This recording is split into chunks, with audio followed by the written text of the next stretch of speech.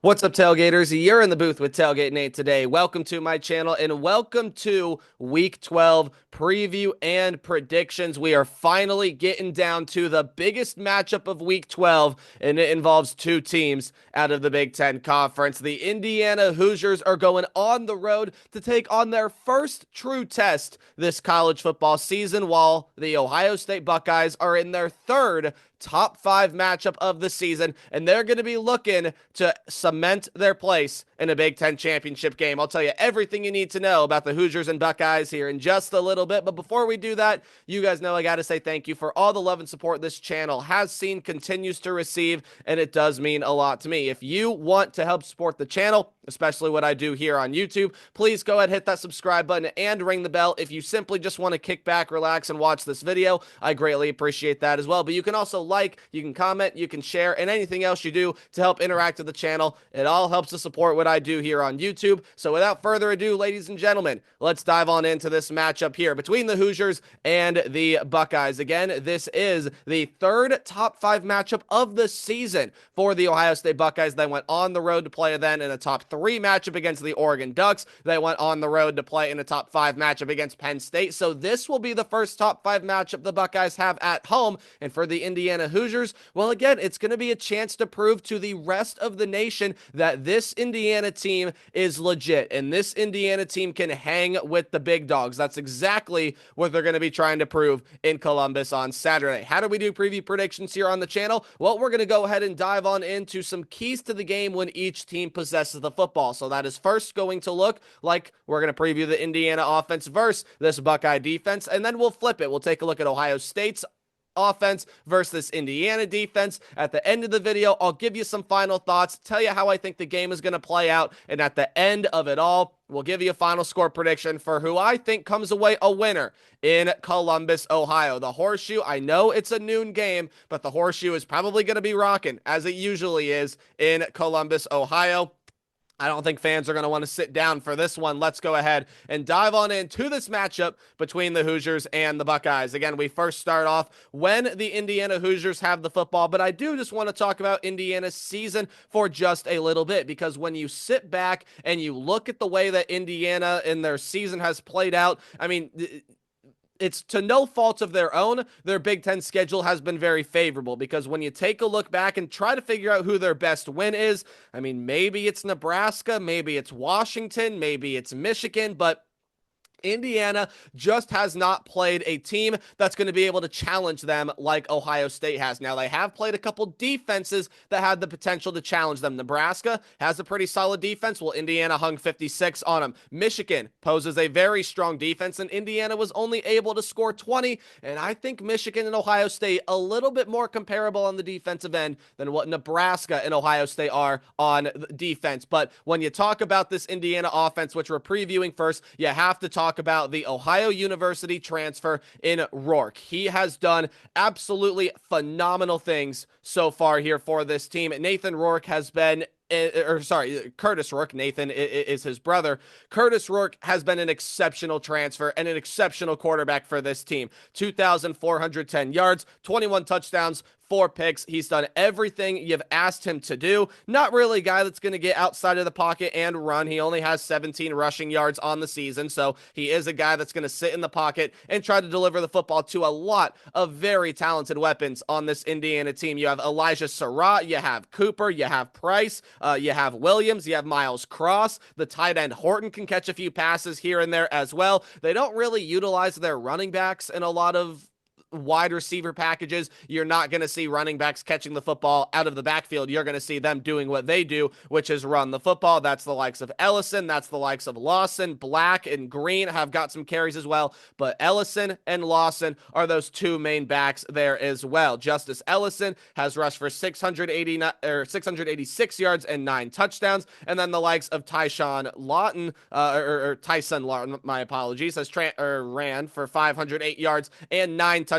He's a transfer, I do believe, coming over from James Madison. But This is an Indiana offense that is dynamic. It's explosive. It can beat you with the run. It can beat you with the pass. But Curtis Rourke has not seen a defense like this, probably throughout his entire career, dating all the way back to his days at Ohio University. And even this season, again, probably the most comparable one would be that Michigan defense this year. But this Ohio State defense is simply just so special. And the way that it's going to be able to slow down Indiana here, well, the Ohio State defensive backs are going to have to bring their A game. They're going to have a really, really good day.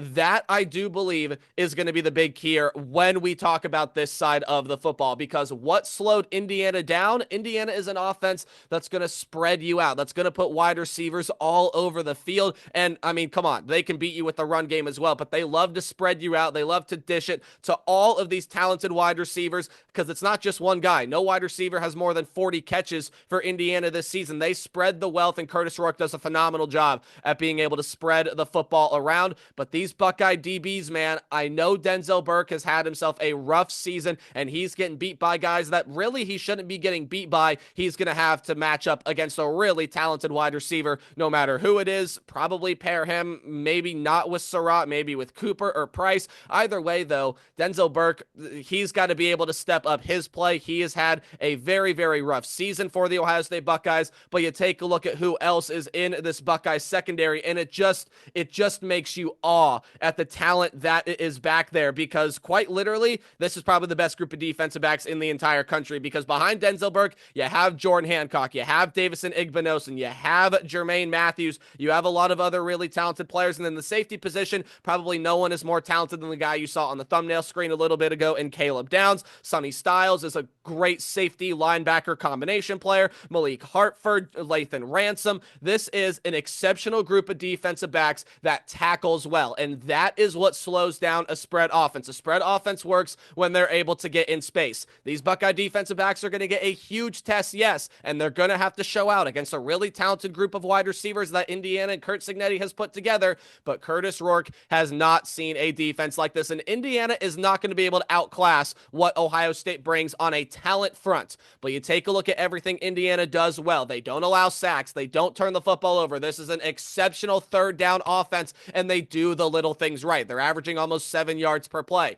If Indiana can get some big plays on this Ohio State defense, like we saw Oregon do earlier this season, that is only going to spell doom for what Ohio State defense is going to bring. Now, if you're Ohio State, bring some different blitz packages. They're second in the Big Ten in sacks, only behind that of this Indiana defense that we'll talk about in just a little bit. Bring some blitz packages, but Denzel Burke is going to have to step up his play, and the secondary has to tackle in open space. If it's missing tackles, well, Indiana definitely has the potential to score a lot of points in this game, but the task is much bigger for Indiana than just having their offense try to run through this Buckeye defense. Ohio State's offense is another tough cookie to stop here as well, and Indiana, everything that Curt Cignetti did at James Madison, well, has translated over here into Bloomington. This team does not allow many yards. They're only allowing 4.2 yards per play, and especially the run defense. If you remember the James Madison teams of old, when Curt Cignetti was still that head coach,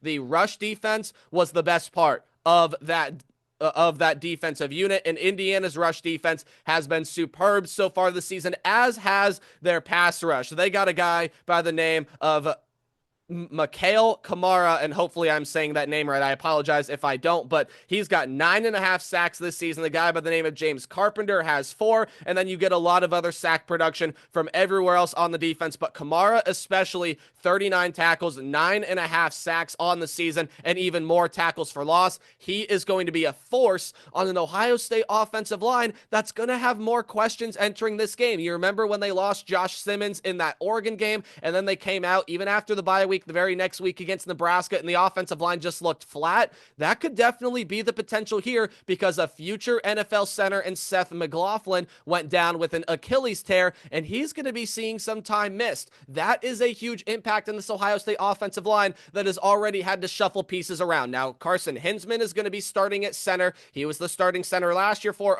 for the Ohio State Buckeyes. Donovan Jackson will still be on the left side of the offensive line, but now you're having to replace another, I believe it's going to be that left guard position that you're going to have to try to fill. If not, Donovan Jackson will slide over, and then you have to fill that left tackle position, which was a strength for Ohio State earlier and now has become a massive weakness. Kamara's probably going to line up on that left end there, and or I guess it would be his right end, the Ohio State offensive line left end, and try to beat whoever that new starting offensive lineman for Ohio State is going to be. And if it's anything like we saw against Nebraska, Ohio State could be in some real trouble because this is a great run defense and a great pass rush. However, this is also a rush defense that has not faced, I think, even a top 50 rushing offense in the entire country. Michigan is probably as close as it comes. In fact, Michigan might be a top 50 rushing offense. I'm not too sure, but this Indiana run defense just simply has not been tested enough. It got tested against Michigan a little bit, and what did it do in the game against Michigan? Well, let's take a look at it right here. They only allowed 69 rushing yards, and that's 2 yards per carry. Now, Michigan has some really good running backs back there, but again, Henderson and Judkins is a running back duo the likes of you won't see across any other team in the entire nation.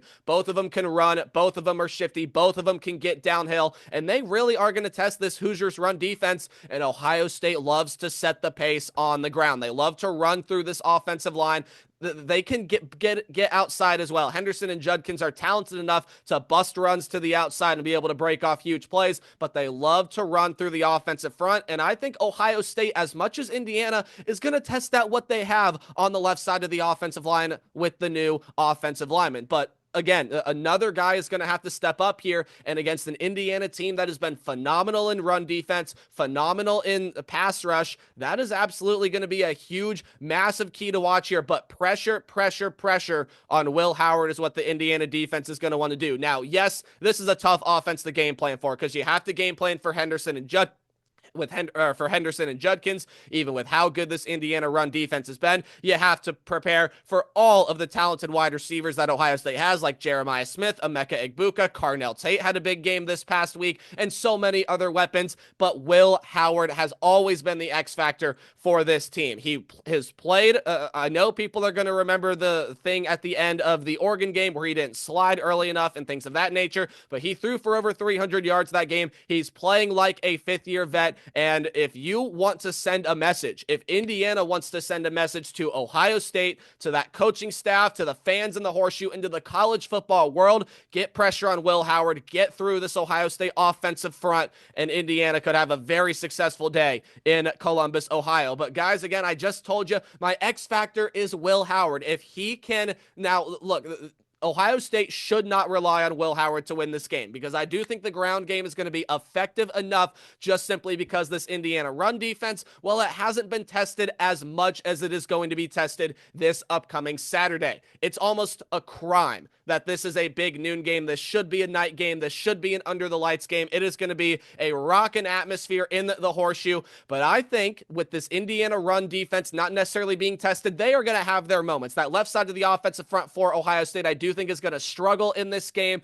But even with Ohio State's offensive line issues, and even with some of the things going on in that secondary, the Buckeyes just have too many horses for Indiana to keep up with. Once they lock down Henderson, then you have to game plan for Judkins and vice versa. And I don't think Indiana's got the secondary to be able to lock down guys like Jeremiah Smith, Emeka Egbuka, Carnell Tate. And I think Ohio State's defense is absolutely superb. Fun fact, they have allowed over 17 points only twice since 2022, and that's been against Michigan last year and against Oregon this year. Well, I do think that there becomes a third time where I do think Indiana's going to score over 17 points. I think this offense is too explosive, and they're going to be able to get their plays and be able to find their rhythm somewhat against Ohio State, because what Indiana has that Penn State doesn't is, yes, they still have a pretty good defense, but they have guys that can spread you out. They have that elite, or darn near elite talent on the outside, but Will Howard is going to be the X factor. I think the quarterback run is the X factor, and Ohio State's defense just makes one too many plays. The Buckeyes score late to pull away from the Hoosiers in a game that the Hoosiers will always keep within striking distance, but they'll never be able to get over the hump. I got 31-20 in favor of Ohio State. They go 2-1 in their top 5 matchups this year, and this game all about locks Ohio State into a Big Ten championship spot as long as they take care of business next week against that team up north. For Indiana, hey, you keep this game close, you keep it respectable, and you're still in great position to make the college football playoff. The Buckeyes win in Columbus, but Indiana covers the spread. Please let me know what you guys think about this game in the comment section down below. Remember to play hard, but tailgate harder, and I'll see all you guys in the next video. Goodbye.